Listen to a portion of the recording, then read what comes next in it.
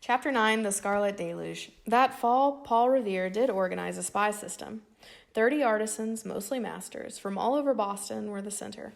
Each of these men had workmen and apprentices under him, and these had friends, and the friends had friends. So this web of eyes and ears multiplied and multiplied again until a British soldier could hardly say he'd like to swim in Yankee blood, or a couple of befuddled young officers draw out a campaign on a tablecloth at the Afric Queen. But it was reported. It was noted exactly which regiments were on duty in different parts of Boston, and how strong were the earthworks Gage had put up to protect his men if the country should rush in. All such news, important and trivial, was carried to the 30, meeting secretly at the Green Dragon. It has caused comment that so many leading Whigs had been seen ever and anon converging upon the observer's office. It aroused no comment that 30 men of humble rank, master workmen like Paul Revere the silversmith, Thomas Crafts the painter, or Chase the distiller, met at the Green Dragon. This old stone inn was owned by the Masons. Most of these men were Masons, so why should they not meet in the proverbial secrecy of their society?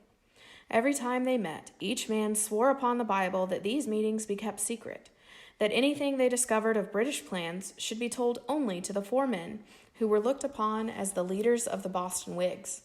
These were Sam Adams, John Hancock, Dr. Warren, and Dr. Church. Already many others had thought it safer to leave Boston. Anything Johnny picked up, he usually reported to Paul Revere, but sometimes to Dr. Warren. He had been assigned his own particular duty. This was to keep sharp track of Colonel Smith and the other officers of the 10th Regiment who were living at the Afric Queen.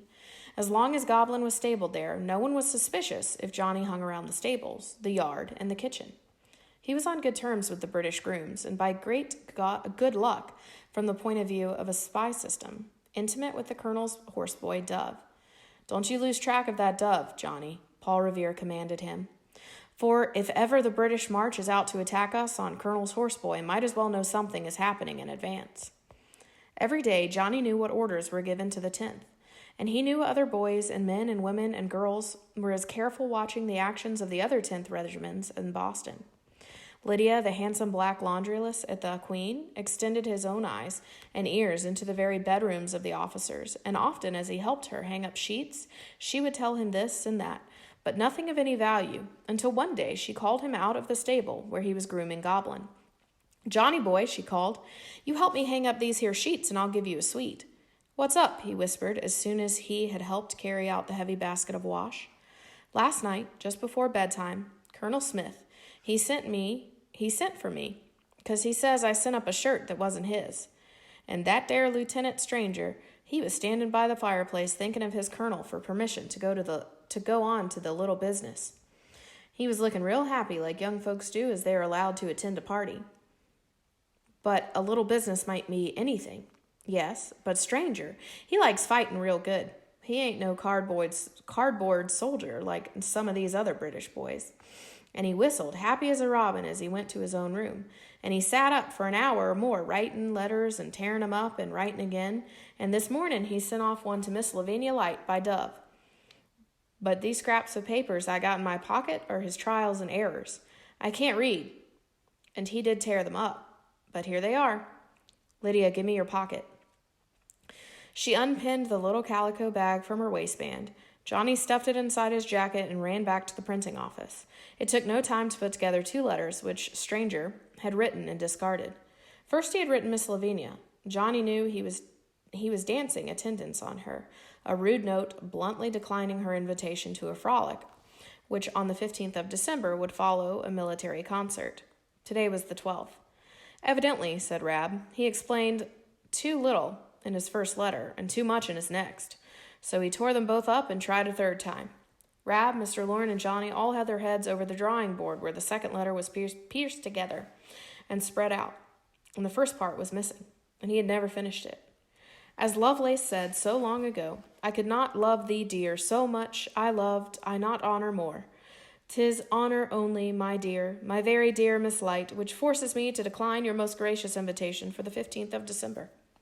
The honor of a soldier, and eyes, and even brighter than your brilliant orbs, the bright eyes of danger, call me forth. To you alone I will confide that on that night I shall be 60 miles north of here. for we must have all of our forts sufficiently strengthened, so as—" Then he had stopped. 60 miles, said Mr. Lorne. That's Portsmouth, Fort William and Mary. They have only a handful of men on duty there, and a vast store of powder and ball. No wonder, Rab was saying. Stranger tore that letter up. It certainly let the cat out of the bag. Where are you off to, Johnny? I'm off to Paul Revere, Johnny yelled over his shoulder. He had not stopped for overcoat or mittens. From the lowering December sky, handfuls of snowflakes were falling, but as soon as they came to the earth, they turned to ice. It was a bleak, bad, dangerous day for a long ride north. 10 minutes after Johnny told him the news, Revere was in the saddle, buttoning his fur-lined strout to his ears. His wife had so recently borne him another child. She was still abed. She rapped on the window pane, and Johnny ran to her. He forgot this, she said, and handed him a hasty scrawl she had had to write to him. In it, Paul Revere was begged by a make-believe relative in Ipswich to come in all haste. His grandmother was on his deathbed. Johnny had to laugh. The British soldiers at the neck were asking more and more questions of any known Whig, and sometimes, for a whim, would refuse to let him pass and often again delay the trip. Miss Revere's letter would allay their suspicions. That night, over icy roads and through howling winds, Paul Revere rode the 60 miles, even before the British got into their transports. Word had come back into Boston that the King's Fort at Plymouth had seized, and His Majesty's military stores stolen by the rebellious Americans. Scylla reported to Johnny that Lieutenant Stranger did, indeed, attend Miss Lavinia's handsome frolic, and a more gloomy young man she had never seen. Chapter 9, Section 2. Even in the old days of the Lappin shop, Dove would have been Johnny's friend if Johnny would have had it. The enmity between them was the younger and smarter boy's fault. As soon as Johnny began to cultivate Dove, he was surprised at his response. Dove had always been lonely, and he still was. The Yankee boys threw bad words and oyster shells at him because he worked for the British. The British horse boys badgered him. Lieutenant Stranger thought he was the stupidest, laziest pig he had ever met, and told him at least once a day. Colonel Smith was not above knocking him down if his horses were ill cared for. But Johnny's feelings toward Dove had changed. Dove was garrulous, indolent, complaining, and boastful. But it hurt Johnny when the other boys bullied him and his masters beat him. He was like a man who owns a dull, mean dog. He may punish it himself, but resists it if anyone else punishes it. For better or for worse, Dove was now his own private property. Once a day, twice a day, and sometimes 3 times in one day, Dove would sneak over to the observer's office. Here, for a few minutes, he would get away from the swearing and cuffing of his superiors and the malice of his grooms. By Rab and Johnny's standards, they were often rude to him, but by his own, they treated him fine. At least he was allowed to slump into a chair, complain, boast, eat. It was hard to watch Dove swilling their meager food, but the way to his heart seemed to be through his stomach. What they had, they shared with him. Although badly treated by the British and kindly by the 2 Yankee boys, Dove had become violently pro-British, at least when talking to Rab and Johnny. He considered himself part of the British Army and was always bragging about what we are going to do to rebels. Yep, we're going to march right out of here, he was saying one day, and we'll kill every rebel we meet, skin 'em, cut off their heads. And here in Boston, just as soon as old Gage gives the signal, we're going to string up every rebel. Hundreds of them, yep. Johnny yawned. He could not help it. The yawn may have irritated his guests. Oh, they know all about you. You haven't been given any writing to do for them of late, have you? True enough. Although Johnny had not found out one thing of genuine value by the letter carrying he had done for the British officers. It had been a good contract, and he needed money. He had been sorry to find that he was no longer employed. It was I that warned them. I told him that Johnny Tremain was a rebel of the deepest double I. So Dove had gone out of his way, had he, to be mean. Oh, you, blat, blat, blat, talk. I know what's my duty to report and what's my duty to keep mum about. Take military secrets. I don't tell him. As soon as he had arrived, he had walked over to the cupboard where the boys kept their food and helped himself. As he talked, the crumbs came dribbling out of the corners of his loose mouth. For instance, he went on, you didn't know, did you, that last December Lieutenant Stranger almost went on an expedition to Portsmouth? I knew he was planning to go, but I knew enough not to say anything to you about it. I can keep a secret all right. Thanks to Lydia, they had known about this. But they had had no idea that Dove, too, had known at the time. That's no secret now, but it's a secret where old Gage will strike next. Wouldn't you like to know, wouldn't you? I could tell you if I had the mind to. Why don't you give me something to drink? Rab and Johnny exchanged a glance. Johnny poured him a tankard of ale. Maybe he knew more than they had thought. But would the mild ale loosen his tongue? You wait a moment, Dove. I'll be right back. Johnny ran through the backyard of the Afric Queen. He knew Colonel Smith had told Lydia that one of his young gentlemen was prone to solitary tippling. If ever she found a bottle of brandy in his chamber, she was to take it. He did not say where she was to take it to. Lydia took away the young gentleman's bottle in the morning when she made his bed, but was not above reselling it to him in the evening. Johnny came back, a brandy bottle in his hand. Now this, he promised, will pick up flat ale something fine. He poured it in so generous an amount that Dove's white lashes quivered with anticipation. You certainly are a good guy. My, that's great. That's the stuff. Well, as I was saying, here it is, March. That's spring. Armies don't stay cooped up in springtime. They march out and fight. He hiccuped for the first time. Fight battles, and the battle we are going to fight this springtime. Me and the rest of the boys. Well, I warn you, if I was you, I'd not wait. I'd start running and not stop until I came to the Berkshires. I don't believe they'll move the army all the way to the Berkshires. Who said anything about the army going to the Berkshires? There are no army stores there. The king's command old Grandma Gage to confiscate all rebel stores. His Majesty is real mad. Got his royal dander up. He thinks Gage is scared 'cause he don't take no action against the rebellion. Gage already has tried 3 times to seize our supplies. Charlestown, Salem, Portsmouth. Once he did, and twice we were too quick for him. He doesn't know where our things are hidden. Don't he? Don't he? Johnny filled the tankard again with the horrifying concoction. Dove belched with satisfaction. They've got maps. Maps and map cases. We've got Worcester and Concord marked in red. They know where to go all right. Don't you wish you knew just how many active troops there were in Boston now? How many? Dove's figure was wildly inaccurate. It looked as though they had wasted their ale and Lydia's brandy. Dove was getting maudlin. There were tears in his eyes as he told them how much he loved them. Best friends ever had, he mumbled. Best boys in the world. And he suddenly struck out at the British. They're mean guys, he cried angrily. I'm going to the Berkshires with you two. I'm not going to stay here in Boston nursemaiding them horses. Dig a hole. Get in hole. Put hole in after me. Keep safe till war's over. Boys, boys, he cried in alcoholic despair. You come with me. I can't stand for you to hang. I can't, and he burst into tears. Pull yourself together, Rab ordered sternly. He was less easygoing about some things than Johnny. Sure, I'll pull right out of here. He got unsteadily to his feet. I'm going to tell that stranger I quit. Gonna throw a currycomb at Colonel Swash's face. I'm going to... Oh, hold on there. No, you're not, Dove, said Rab, blocking the door. You got to sit down, see, and cool off. It would never do to let Dove return to the inn in such a state. He'd get fired. The boys had overcooked their own goose. It took them half an hour to quiet Dove. Over and over they explained to him what a fine job he had and what a glory it was to be part of the British Army. Finally, Dove began to subside. He was getting sleepy. Well, it don't make any difference. I'll get fired anyhow. Stranger told me get the colonel's horse all shined up good. Told me to get Nan around saddled by 4, smoshing maybe 4:30. He leaned back and slept.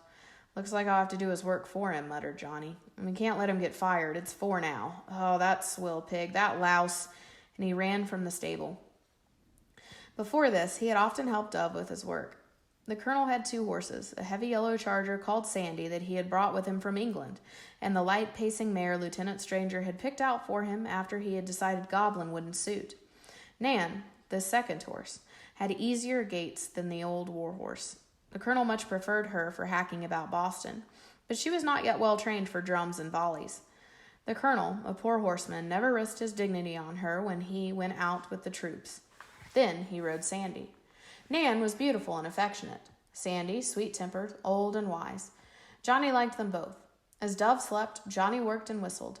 At 4:30, he had Nan saddled and led her to the mounting block in front of the inn. The fat colonel could not mount or dismount from the ground. "Take her back, boy," Lieutenant Stranger told him. "Colonel Smith is bilous."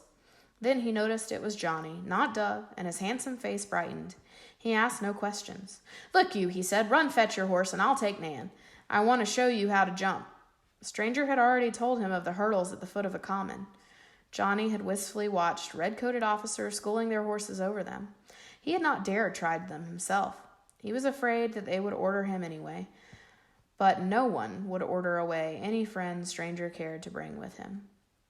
Although the very young officer was proud and class-conscious enough when they met indoors at the Lights or Afric Queen, once both were in the saddle, they were equals. He was an Argilant teacher who had at last met a pupil worth bothering him. Or rather, two pupils, for at the end of the lesson, he said Goblin was the finest natural jumper he had ever seen. Johnny knew he longed to own him himself. He could at any moment by merely saying, "Commander?" and Johnny knew he never would say it. From that day, he and Johnny spent hours together jumping or exercising horses. Johnny almost worshipped him for his skill and almost loved him because ever and anon he looked so much like Rab. But still, it was only where horses were concerned they were equals. Indoors, he was rigidly a British officer and a gentleman, and Johnny an inferior. This shifting about puzzled Johnny. It didn't seem to puzzle the British officer at all. Johnny Tremain, Chapter 9, Section 3. Now, Johnny did not ride all over the countryside on Fridays and Saturdays to get back late and tired, taking the last ferry from Charleston home to Boston Saturday night. First, there was no ferry, and second, the guards at the town gate were too curious. They would demand to see what was in this dispatch bag, and after looking at the papers, dump them in the mud. They would pretend it was an accident, but it was not. Uncle Lorne arranged with one of the Silsbys of Lexington to smuggle out the papers in his farm wagon when he came in every week to market. One day late in March, Johnny started out to deliver his papers, for it was Thursday. But Goblin was so unmanageable, he decided to take him over to the common first and let him get his kinks out of him. As usual, he walked the horse through the British encampment, through the idle men, stacked muskets, military stores, camp kitchens. The sentry let him by, but the next morning an officer half-shaved and in his shirt sleeves was shouting at him, something about getting that fool out of here and what's that boy doing here? Hey, stop him, grab his bridle. So Johnny knew that the troops were getting edgy. Never before had they bothered him as he merely walked his horse through the encampment down to the open fields close to the Charles. There was nothing for him to do but sit tight and take what was coming. The men rushed at Goblin and grabbed him so roughly the horse was frightened. One man was knocked down and another kicked before Johnny could quiet him. The dispatch bag of newspapers fell to the ground at his feet of the burly, half-shaved, shirt-sleeved officer. Let's see what sort of sedation this rogue is bringing in among His Majesty's royal troops. His face, behind lather, darkened as he glanced at the paper in his hands. Sedition. Incitement to rebellion. Why, if this isn't that damned Boston Observer. If I were Gage, I'd hang the printer of it, and this young imp as well. Boy, you're gonna get a horse whipping. Perhaps you still are allowed to peddle such lies about the streets of Boston, but not among the ranks of His Majesty's 1st Brigade. Sergeant Clemens, 30 lashes on his bare back. Yes, sir. Then Johnny noticed that the private holding Goblin's head had orange hair, a freckled-faced little fellow, no bigger than himself. It was Pumpkin, who earned extra money working at the Lights stable. Their eyes met. Pumpkin didn't say a word, only formed it with his lips. Spurs. Johnny stuck his spurs into Goblin. The already excited horse leapt into the air, whirled about, lashing out with his heels, and then bolted. Johnny saw redcoats going down in heaps, but one more persistent than the other, a sergeant, still hung on to his bridle. By sheer weight, he was wearing the horse down. Johnny, like every boy in Boston, had a clasp knife in his pocket. He got it out, reached forward, and cut the headstall. So he lost both the sergeant and the bridle as well. Goblin flung up his beautiful head and went off in a dead run. Johnny never understood how the horse could run so fast without tripping over tent pegs, campfires, stacks of muskets, sheep bought for slaughtering. He heard a pistol shot. That would be an officer. They alone carried pistols. Probably he had fired into the air. They were always doing that. As soon as he was off the common shooting up the Hancock Drive. Without a bridle, he had no control, whatever, over the runway. Goblin chose to double and weave through the fields and orchards, with Johnny flat on his neck to keep from being scraped off by low branches, behind the Hancock and lighthouses, over a stone wall, down the back alley, over a fence like a tomcat, frightened an old lady who was hanging up clothes, so she almost swallowed a clothespin, down into West Boston, and again up Beacon Hill. The horse was winded and quieter now. Miss Bessie and Scylla were always giving him carrots. It was no wonder that he now turned in at the lights and was ready to listen to Johnny's voice. Easy, easy. So look, Goblin, I'm here. Nothing's going to hurt you. So quietly, softly now. Easy, easy. The bridleless horse came to a stop at the back door of the lights. Soaked with sweat and heaving, he looked about him, hoping for a carrot. One of the light's black coach horses was tied in the stable yard. A man was grooming him. It was Pumpkin, his military tunic off, hanging on the fence. Pumpkin looked up, grinning. I'd rather take those 30 lashes than ride a horse like that without no bridle. Oh, I like riding, Johnny said airily. He had been a bit scared, but he wasn't going to admit it. You tell your master, said Pumpkin. Those papers went where they'd do a deal of good. The British regulars? Yep, lots of them are Whigs. Lot of them, just like in England, are on your side. He knocked his currycomb against the trunk of a tree. That's why there'd been so much deserting. It's just about getting our officers crazy. But deserters get shot down by the hurdles at the foot of the common, if they get caught. If it comes to fighting, when it comes to fighting, how'll they fight? Pumpkin had little triangular green eyes in his freckled face. He stared at Johnny. Oh, we'll fight like hell. We always fight like hell. How about you, Mr. Pumpkin? Me? The man spat. I'm not saying much, see? Actions speak louder than words. You'd leave if you could. Pumpkin screwed up his homely little face. Miss Scylla, and ain't she the sweetheart, and Miss Bessie says you can be trusted? When I get me a smock such as farmers wear, when I can get me an old hat with black hair sewed in it, hanging down like this, see? When I can get a farmer who will swear I'm his hired man and take me out past the guard on the neck. Johnny stepped closer to him. I can get you all of that. You sure? Sure, you saved me from a flogging. I sure did, boy. I like it here. I want to live here forever. A farm of my own. Cows. Poor folk can't get things like that over in England. You can here. Their heads were close together. Pumpkin, glancing nervously about, picked up a heavy hoof and began cleaning it with a jackknife. Sometimes I've got to trust somebody. Make a break for it. It might as well be you. And now? But if you're caught, you'll get shot. I'll get shot. What do you expect in the army? Look here. I can get those clothes. Bring them up here. Hide them in the hay, in the barn. Scylla will tell you when and where I put them. I can get in touch with Lexington Farmer, who comes in every Thursday for market. He'll take you out. I'll tell Scylla and she'll tell you. And then you'll be free. Never hear another sergeant yelling at me as long as I live. A farm? Cows? That's it. And good land can still be had here for the clearing of it. I'm no soldier. I'm a farmer. I hate the smell of gunpowder. What I like is manure. But just one thing, Mr. Pumpkin. I'll do all that for one thing. I want your musket for a friend of mine. Can you hide it in whatever place I decide to hide the farm clothes for you? I could do that. Before Johnny's mother died, he had made him 4 smocks. She made him so large that she believed that they would last him through his indenture. But he had never worn them. Farmers wore smocks, as did teamsters, porters, butchers, brickmakers, but not silversmiths, nor printers, and never a horseboy. He had not ever put one of them on. He looked down upon smocks. They were not the fashion in his trade. He took one of them from his sea chest in the attic. It was fine, light blue. He had never noticed before how beautiful was the stitching, and it hurt him to think he had been too proud to wear them. For now he was old enough to appreciate the love that had gone into their making, how little his mother had known for How little his mother had known of the working world to make smocks for a boy who she knew was to become a silversmith. She hadn't known anything, really, of a day laborer, of the life of apprentices. She had been frail, cast off, sick, and yet she had fought up to the very end for something, and something was himself, and he felt humble and ashamed.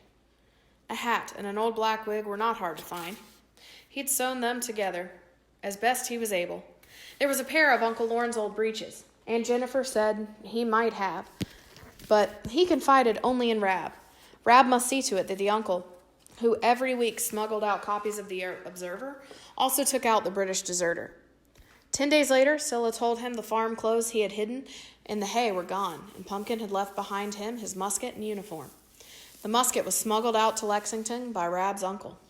It was lashed to the tongue of the wagon so cleverly it never showed.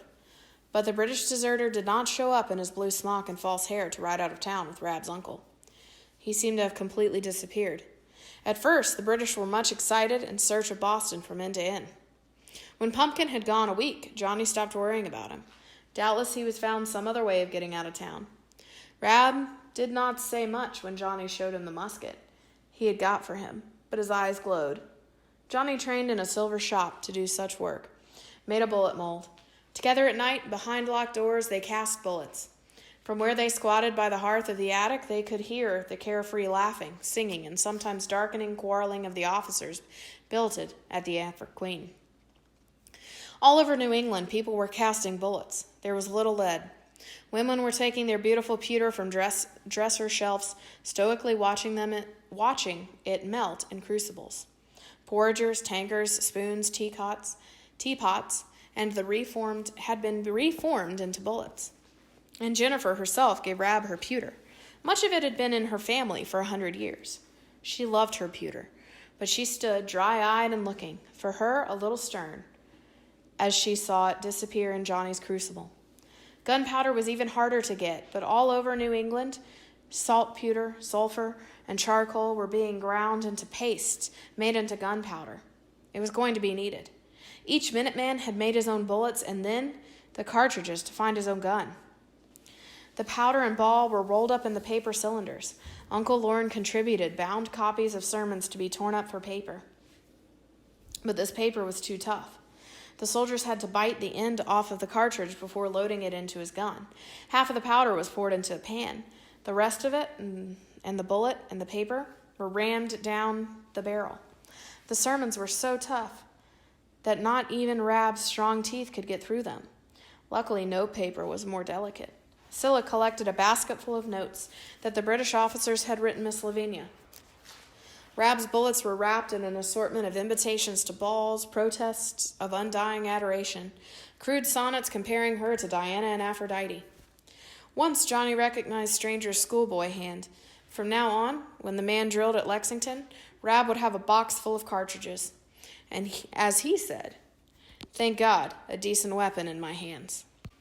Johnny Tremain, Chapter 9, Section 4. Then March was over and it was April. The tension in Boston grew. Everyone knew that with the coming of spring, General Gage would leave the safety of Boston, strike out into the country as commander by his king, and this time in considerable force. He would never dare send out a mere handful. He knew how well the provincials were arming, preparing to welcome him. King George was in a fury over the dillory, cautious behavior of his general. Rebellion had not been put down, as he had ordered, and every day it was growing stronger. Few military supplies had been seized. Everywhere throughout New England, men were drilling. His Majesty had expressly ordered all of the militia companies to disband. Word came to Boston that 3 generals, more ferocious than mild General Gage, were already on their way over to take command: General Howe, Clinton, and Burgoyne. Doubtless, perhaps against his better judgment, Gage would make his big sortie before the Cerberus arrived with that 3 new generals. Johnny continued to watch every move of Colonel Smith at the Afric Queen. He listened to every word Dub absent-mindedly let fall about what he had heard or seen. In spite of the slight fear that he might once more meet this half-shaved, shirt-sleeved officer who would order him whipped, he went almost every day to the Common. Sometimes he exercised Colonel Smith's 2 horses, riding Sandy and leading Nan. Until he got on Sandy, he had no idea what riding could be so tame a sport. He'd rather taken it for granted that whenever you rode a horse you risked a broken neck. The mildness of all horses after Goblin amazed him. He had learned the hard way, but he had learned. Johnny Tremain, Chapter 9, Section 5. Johnny, riding Sandy and leading Nan, came down Frog Lane, skirting the common. He was more cautious nowadays about crossing through the British encampment. Exercising Colonel Smith's horses was Dove's work, but Johnny always did it for him and let Dove sleep. On the common, he could see that Earl Percy was parading his entire brigade, all 3 regiments. But Percy was always doing that. He kept after his men, training and drilling them more than other commanders in Boston. He was his first-class officer. Although the heights of the common were filled with men marching, forming columns, and whatnot, Johnny believed he could sneak in by the hurdles and let Sandy and Nan gaze along the Charles. He knew the fresh grass was as dear to them as sweets could be to him, if he could get to them. The day was so warm that he rode in his shirt sleeves. April was more like May that spring. He was filled with lassitude and a sense of peace. As he turned in the path along the lower end of the common, he was thinking of nothing except only how much the horses would enjoy the fresh grass and how much he would like some sweets himself. He did notice a small group of redcoats doing something down among the salt marshes. They might be catching eels, for all he knew or cared. The horses dropped their heads, spread their legs a little, and tore ravagely on the green shots of grass. Then he heard a somber rolling of the drums. Not the usual brisk tattoos. Seemingly all Percy's brigades were marching down upon him. The only place they did not inundate was a patch of hard earth where the hurdles were, and where he now sat with Sandy and Nan. They were bringing up platoon after platoon. Sandy, the old warhorse, hearing the drums, the tap of feet, immediately lifted his head, arched his neck, cocked his tail, and struck a marshal's attitude. Nan did not hold much of anything connected with the army. She went on eating. Johnny looked about him. For the first time, he took in what a small band of redcoats so close to the salt marsh was about. He saw the chaplain reading from his open prayer book, the wooden coffin, the hastily dug grave. Those 8 men and their officers were not out catching eels, as they should have been on so fair and a lazy day. They were a firing squad. That man tied and blindfolded was a deserter. Percy had ordered out his entire brigade to watch, hoping it would cure them of any inch to desert. A blue smock, a mop of orange hair, so they caught Pumpkin. He was not to die in the handsome uniform of the King's own regiment, which he had disgraced, but in the farm clothes Johnny had procured for him. The boy gritted his teeth, but he was trapped among the hurdles. He could not get away. Standing at attention, eyes straight ahead, there were 1,000 or 2,000 men in front of him, and behind him the firing squad. At the river, the drummers in their high bearskin caps stood with lifted sticks, waiting. The sound of the volley and the roll of the drums came together. What had happened behind his back had reflected in his stony eyes, and white and sweating faces before him. One young officer looked positively green. Only Sandy seemed to enjoy the occasion, as he heard the drums and the firing. He lifted his head even higher. Nan squirmed. If Colonel Smith had been on her, he would doubtlessly have rolled off. Johnny put his hands to his face. It was wet, and his hands were shaking. He thought of that blue smock his mother had made him, now torn by bullets. Pumpkin had wanted so little out of life. A farm, cows. True, Rab had got the musket he craved, but Pumpkin wasn't going to get his farm. Nothing more than a few feet by a few feet at the Boston Common. That much Yankee land he'd hold to Judgment Day. Here up, hep, hep. The firing squad was coming up behind him. He did not turn his head. Now they were passing close to him, their backs coming into the range of vision. Grenadiers they were, in bearskin caps, coat-tails buttoned back to show their white breeches, squared scarlet shoulders, and on each shoulder a musket. Each musket ended with a wicked round eye. Watching him, so it seemed, 8 cruel eyes. It was like looking into the face of death. Johnny had always been bold enough, taking about what came, never fearing a fight, and there was much fighting among the boys along the wharfs. He had never once doubted his physical courage, but now he did. He could not see how anyone, certainly not himself, could ever have the courage to stand up and face those murderous little eyes. That night, for one horrible moment, he was glad that his hand was crippled. He would never have to face the round eye of death at the end of a musket. For days he felt his own inadequacy. Was the bold Johnny Tremain really a coward at heart? Had Rab ever felt as he did now? You could not guess by looking at him.